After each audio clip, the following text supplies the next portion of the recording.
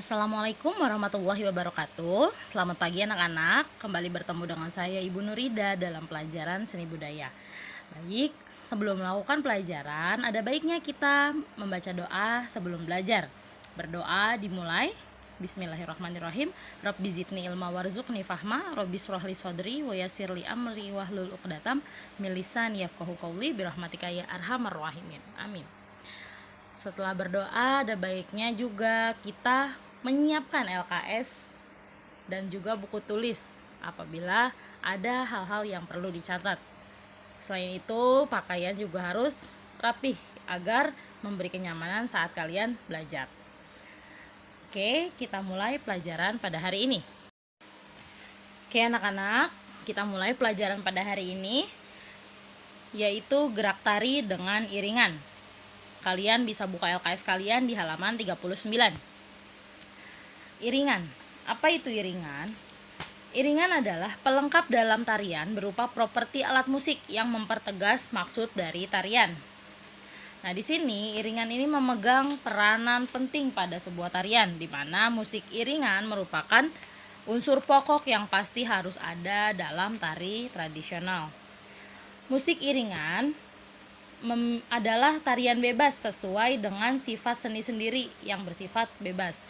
Namun meskipun bebas, tetapi tetap ada aturan yang harus ditaati. Karena menyangkut kemantapan rasa estetis atau keindahan dari kelompok pemilik teori musik tersebut. Musik iringan merupakan unsur pokok yang harus ada dalam tari tradisi. Musik iringan bergantung pada kebutuhan tari itu sendiri. Terdapat suatu bentuk tari yang hanya diiringi dengan musik sederhana, tapi ada juga yang diiringi dengan musik yang sangat kompleks dan rumit. Iringan dibagi menjadi dua, yaitu iringan internal dan juga eksternal. Iringan internal adalah iringan tari yang langsung ditawarkan atau dibawakan oleh penarinya. Contoh ada tari saman, yang dimana penarinya menepukkan tangan ke badan sehingga terdengar suara iringan dari tarian tersebut. Lalu ada tari tifa di mana penarinya ini membawa tifa sambil memukul tifa. Lalu ada tari rebana di mana penarinya menari dengan membawa rebana dan memukulkannya hingga bersuara. Lalu ada iringan eksternal. Iringan eksternal berasal dari luar diri penari, berarti bukan dari penarinya, tapi dari orang lain yang selain penari. Contohnya ada musik dari grup alat musik terpisah. Itu biasanya ada pengiring orang yang bermain di pinggir panggung atau ikut di atas panggung juga bisa. Lalu yang kedua ada VCD, DVD, dan HP. Musiknya itu dari bunyi VCD, biasanya dari VCD dan DVD itu untuk pengiring pentas seni sekolah. Lalu kalau dari HP misalnya kalian membuat video tarian dengan dibantu musik dari handphone. Contoh dari iringan eksternal ada tarian Bali diiringi gamelan jenis kebyar, semar pengulingan, dan angklung yang begitu indah dan rumit. Lalu ada tarian Jawa diiringi dengan gamelan ageng, berlaras selendro dan pelok yang halus, rumit, dan penuh perasaan. Selain itu juga ada tarian Sunda diiringi gamelan berlaras selendro, pelok, dan degung. Dari ketiga tarian ini memiliki jenis gamelan yang berbeda dalam mengiringi tariannya, sehingga membawa suasana yang berbeda juga. Ternyata iringan musik ini memiliki fungsi ketika ditampilkan. Yang pertama ada musik sebagai iringan gerak tari, di mana musik yang dibunyikan bersamaan dengan gerak tari ini dapat memperindah gerakan tarian. Yang kedua ada musik sebagai ilustrasi, di mana musik tersebut memberikan ilustrasi gambaran, memberikan gambaran apa sih yang sedang dirasakan oleh si pembawa alat musik dan juga si penarinya. Lalu ada musik sebagai pemberi suasana. Ketika penari dan juga pengiring memberikan ilustrasi apa yang mereka rasakan, si musik iringan ini bisa membawa penonton itu ikut merasakan apa yang dirasakan oleh si penari. Nah, dalam gerakan tarian ini terdapat beberapa pergerakan tarian yang harus kalian peragakan. Kalian tugasnya nih ya, ada 4 gerakan yang akan saya berikan. Nah, di sini kalian melakukan gerakan tersebut lalu difoto.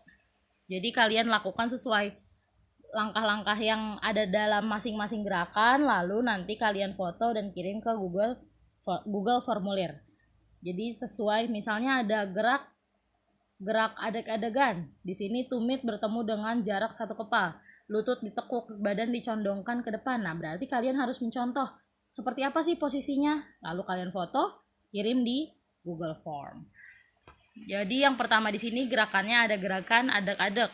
Biasanya gerakan adeg-adeg ini merupakan gerakan kaki dan badan, di mana kedua tumit bertemu dengan jarak 1 kepal tangan, kemudian lutut agak ditekuk ke samping dan badan condong ke arah depan, seperti agak menunduk. Lalu ada gerakan kewer, di mana gerakan ini nama lainnya adalah gerakan lengang.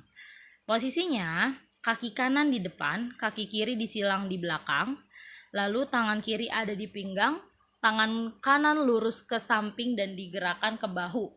Jadi ada gerak fotonya itu, nanti ada foto gerakan tangan kanan yang lurus, ada juga foto gerakan tangan kanan di atas bahu lalu diluruskan kembali. Jadi seperti mengayunkan tangan dari lurus lalu ke pundak, lurus ke pundak, seperti itu. Lalu ada gerakan selancar. Maaf, ini agak bentuknya berantakan. Gerakan ini disebut dengan gerakan mengayun. Posisinya tangan kanan di depan, pergelangan tangan diputar seperti gerakan ukel. Lalu sementara tangan kiri diluruskan di samping bersamaan dengan gerakan kaki kiri di depan. Lalu sebaliknya, ketika tangan kiri yang di depan dan diputar, tangan kanan dilurus ke samping bersamaan dengan kaki kanan yang ke depan.